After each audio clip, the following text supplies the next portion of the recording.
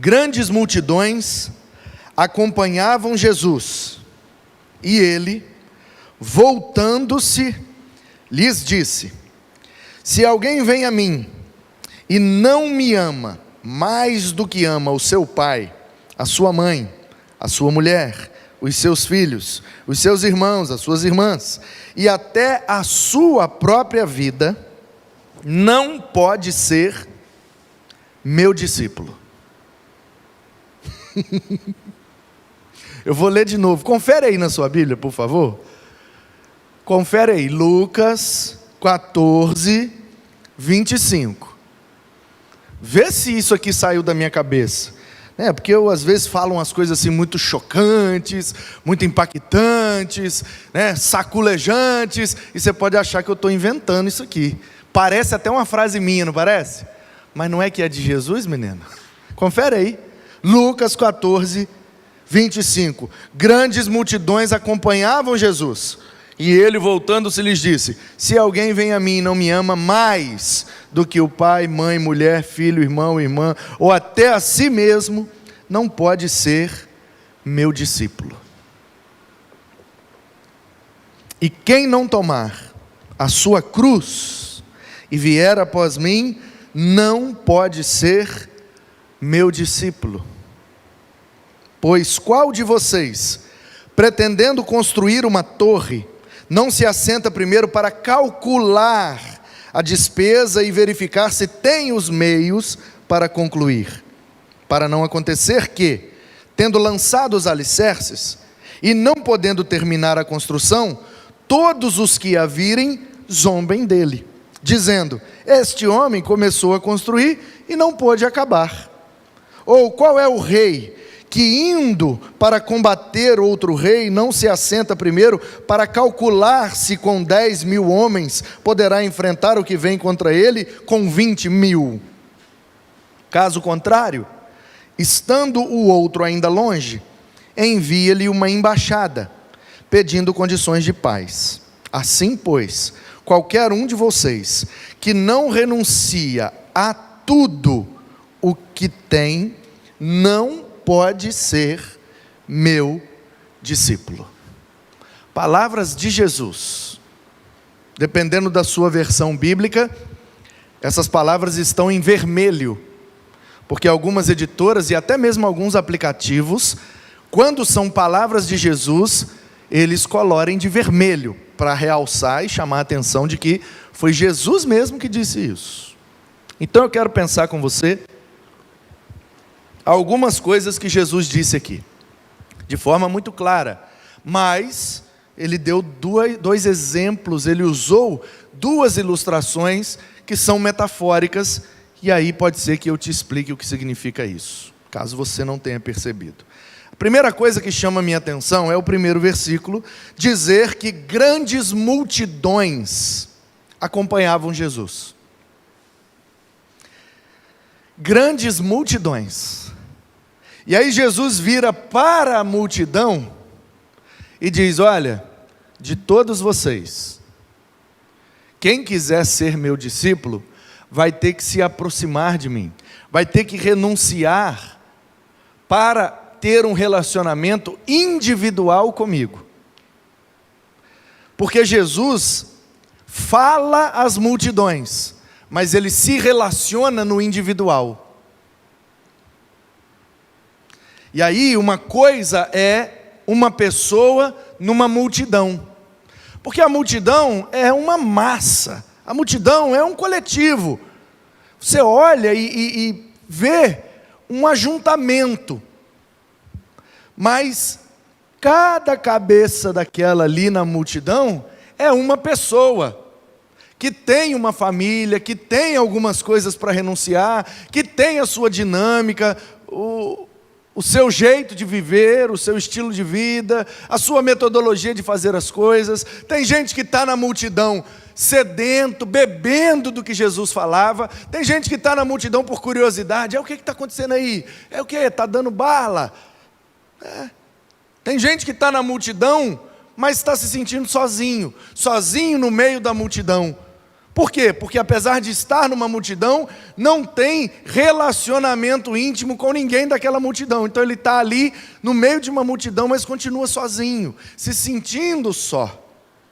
E aí Jesus vira para a multidão e diz: olha só, é muito bom falar à multidão, é muito bom que tenha muitas pessoas me ouvindo, mas é melhor ainda se cada um desta multidão decidir se comprometer comigo, porque multidão não se compromete, a multidão é a multidão.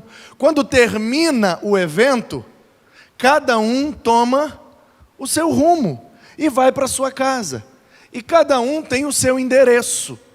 Aquela multidão não vai toda para um mesmo lugar quando acaba o evento.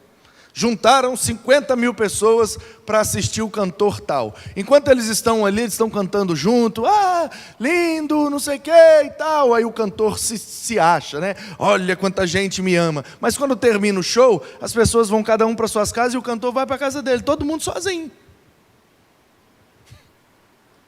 E ninguém pode viver de evento, ninguém pode viver de ocasiões especiais. Por isso que a Bíblia diz que Jesus é o pão vivo que desceu do céu. Jesus não é o bolo de aniversário. Jesus não é o churrasco. Jesus não é a lasanha. Jesus não é uma comida especial. Não, Jesus é o pão. Ele é o alimento diário. Porque pão é que a gente come todo dia. É a comida simples. O rico come pão, o pobre come pão. Todo mundo come pão. Por isso que Jesus é o pão. Por isso que a Bíblia é o pão, porque ela não é um alimento para ocasiões especiais. Ninguém compra pão para uma ocasião especial. Já pensou? Você, hoje é meu aniversário, eu estou fazendo 50 anos, uma data muito especial, e eu vou chamar toda a família, vou ali na padaria, comprar uns 30 pães e uns 4 potes de manteiga, e nós vamos comemorar. Ninguém faz isso. Mesmo que esteja com dificuldade financeira, ao invés de comprar 30 pães e 3 potes de manteiga, compra um bolinho pequenininho, bota uma velhinha, é só um bolinho, mas teve um bolinho.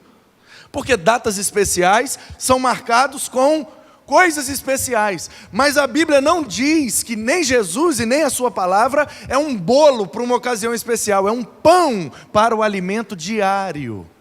Por isso que aquele livrinho de devocionais diários, que grande parte dos crentes usam, chama pão diário. Chama pão porque é o alimento comum a todos. E chama diário porque o pão é aquilo que a gente come todo dia. Claro que aqui numa metáfora, simbolizando aquilo que você come com frequência todos os dias. Lá em casa, por exemplo, a gente não tem o costume de comer pão. Não esse pão aí, pão francês, da padaria e tal, esse pãozinho que passa. Não, lá em casa a gente não tem, porque na minha criação não tive isso, e a Ana Paula também não é muito chegada, então a gente come biscoito, a gente come nada, a gente come o que tiver. Portanto, queridos, a primeira coisa que eu quero chamar a sua atenção e o título dessa mensagem é exatamente esse: o custo de ser um discípulo de Jesus. O custo de ser um discípulo. Hoje, o custo de ser.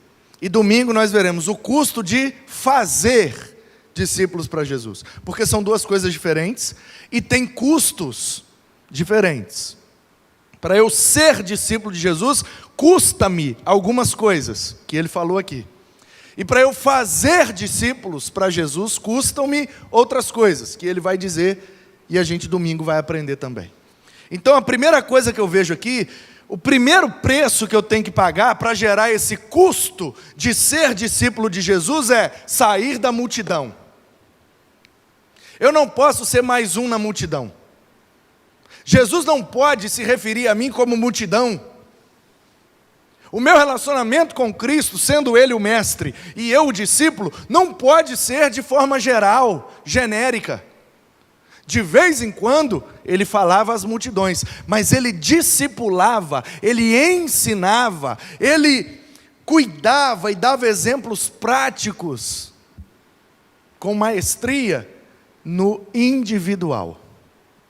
Então, o primeiro preço para pagarmos o custo de ser discípulo de Cristo é sair das multidões e nos apegar a Jesus com um relacionamento individual com Ele. Eu não posso ser aquele que só ouve Jesus no meio da multidão. Eu preciso ser aquele que ouve a Jesus individualmente e diariamente. Hoje, o que é que Jesus quer me falar hoje? O que é que Jesus quer me ensinar hoje? O que é que Jesus tem de especial para mim hoje? Para mim, o que é específico para mim? Esquecendo a multidão. Você se lembra, Mateus capítulo 5, Sermão do Monte, diz o texto: Jesus, vendo as multidões, se afastou delas, subiu um monte, assentou-se com os seus discípulos e começou a ensinar-lhes, dizendo: bem-aventurado, bem-aventurado, bem-aventurado, Sermão do Monte. Nas multidões, Jesus dava uma espécie de palavra geral, saudação geral, porque ele estava famoso e todo mundo queria ver o que é que ele falava. Mas Jesus discipula mesmo, não é na multidão, é no individual. Ele se retira e à parte ele vai ensinando os seus discípulos. Portanto, a primeira coisa que nós temos que fazer para pagar o preço, para gerar um custo para nós, o preço que temos que pagar, e o custo de ser discípulo de Cristo, sair da multidão e ter um relacionamento individual com Ele. Depois, temos que estar dispostos a renunciar todas as coisas por causa dEle. Ok? Veja bem, tem gente que acha assim, então, e foi assim que eu entendi.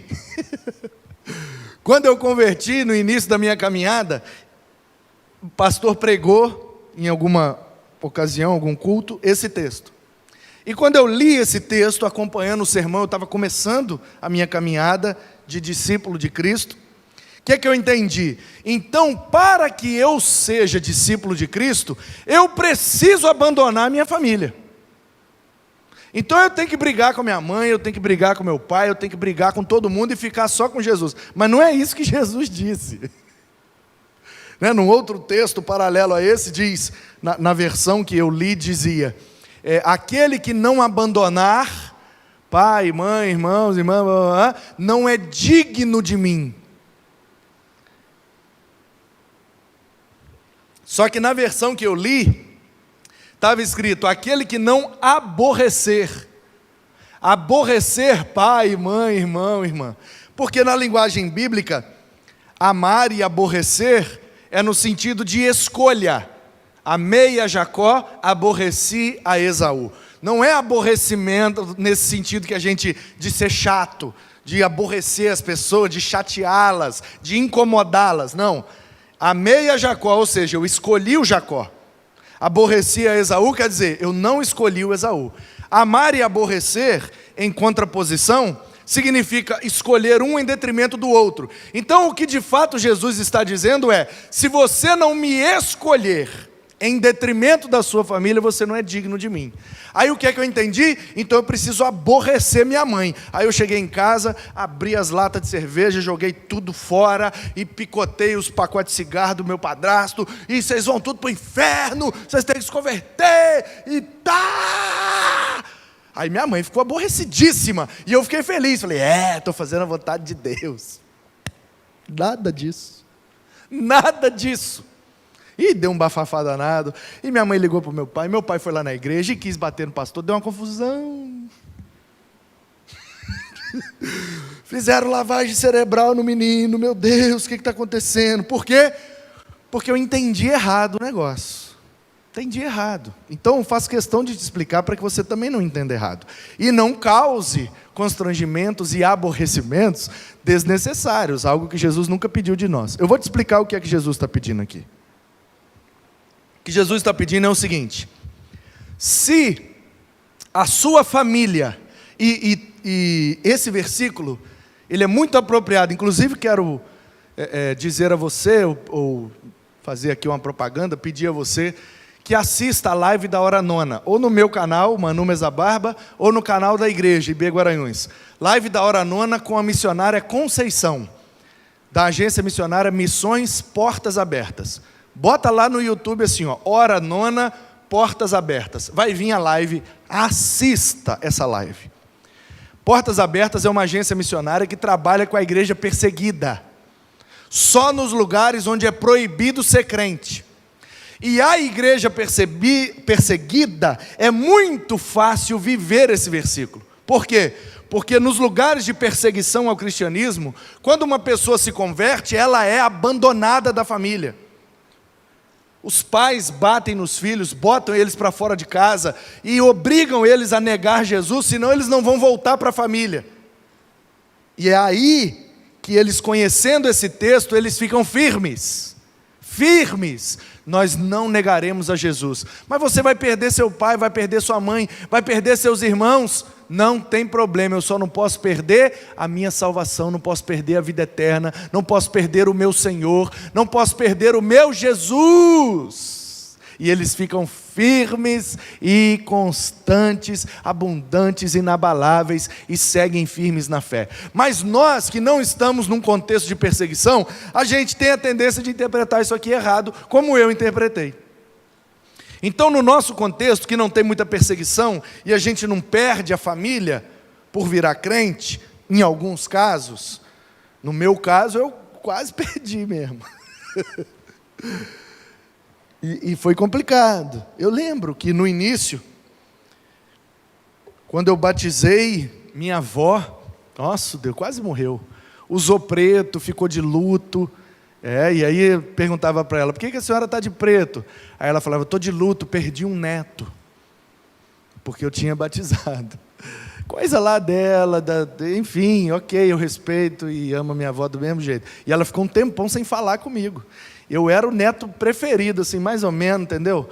Porque eu vivia mais lá e tal, eu era muito carinhoso com ela. E ela parou de falar comigo por alguns anos. Depois foi voltando ao normal, voltou, beleza, hoje em dia está tranquilo. Mas, é isso.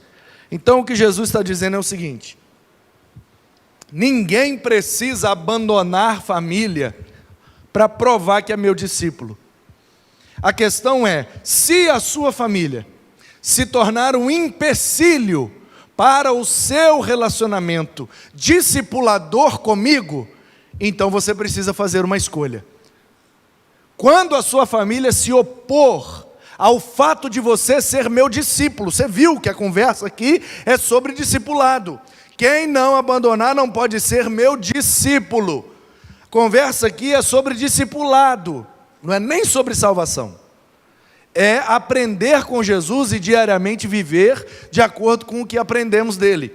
Então ele está dizendo, se a sua família, ou qualquer outra coisa, se colocar entre você e mim, nesse processo de discipulado, para você se tornar meu discípulo, você vai precisar fazer uma escolha.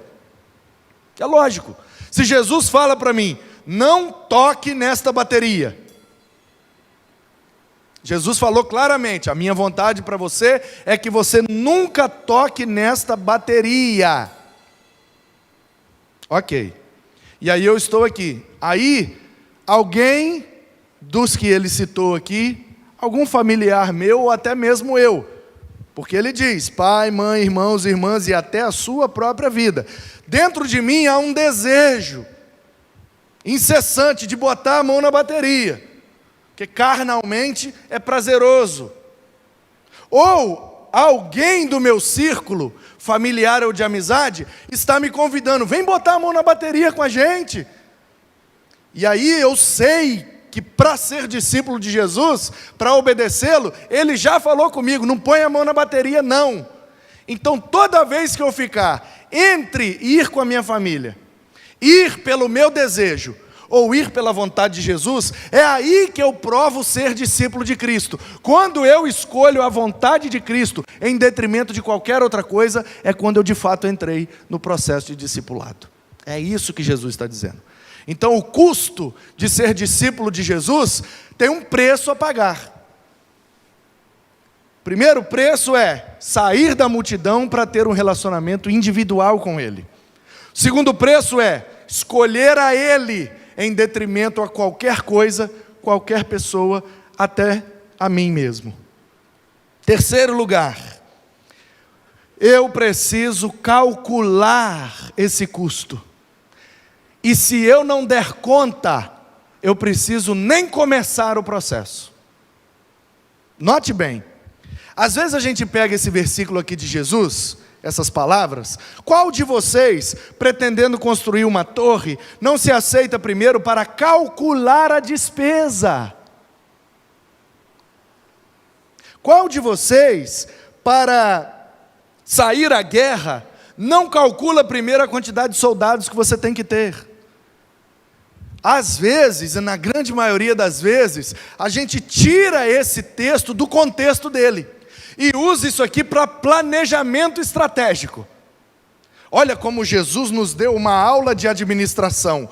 Qual de vocês, antes de começar um projeto, não senta e calcula se você vai ter recurso necessário para terminar o projeto? Porque se você não terminar, você vai passar vergonha.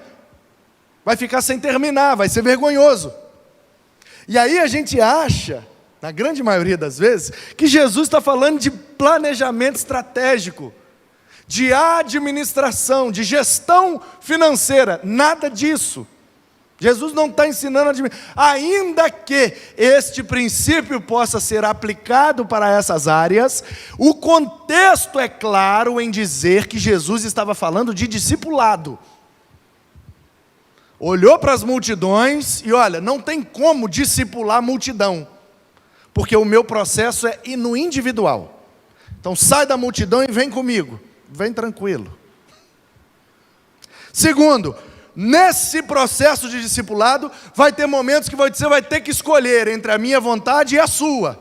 Se você escolher a sua, você não pode ser meu discípulo. Se você escolher a vontade de alguém próximo a você, você não pode ser meu discípulo. Você só pode ser meu discípulo se você escolher a minha vontade. Ih, rapaz, complicou Jesus. Então, já que complicou, deixa eu te falar um negócio. Calcula primeiro o preço, porque se você começar e não terminar, vai ficar feio para você. A torre e a guerra foram duas ilustrações que Jesus usou para dizer que o processo de discipulado com Ele tem um preço a ser pago. Se nós não calcularmos bem esse preço, a gente começa o processo, abandona na metade e passa vergonha. E aí o versículo aqui, 30. Este homem começou a construir e não pôde acabar. O que é que Jesus está dizendo? Que é vergonhoso para alguém começar uma obra e não terminá-la. E aí Jesus está dizendo, o cara que não calcula o preço antes de começar a obra, ele vai parar no meio. Quando ele para no meio, a galera olha e fala, lá, não acabou, não terminou. E aí ele vira motivo de zombaria.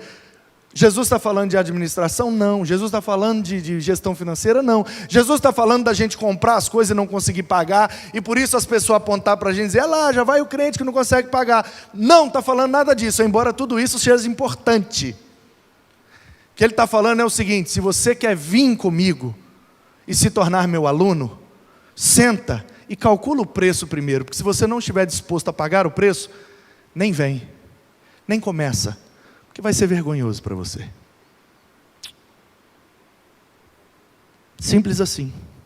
Então qual é o custo do discipulado? É a junção de todos esses preços que gera o custo total. Primeiro, sair da multidão para um relacionamento individual.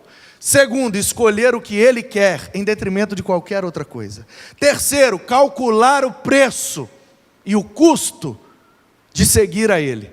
Uma vez calculado, se estamos dispostos a pagar, o quarto é que então, nós, como diz o versículo 33, qualquer um de vocês que não renuncia a tudo o que tem, não pode ser meu discípulo. Então qual é o preço, qual é o custo de ser discípulo de Cristo? É estarmos dispostos a renunciar todas as coisas. Então queria dizer a você que quer ser discípulo de Cristo, ou que se acha já um discípulo de Cristo, que você sentasse e analisasse, a partir dessa perspectiva que nós aprendemos hoje. Faça um cálculo aí, será que vale a pena? Eu me lembro quando Jesus, de forma mais enfática, começou a me chamar para o ministério e eu sentei para calcular.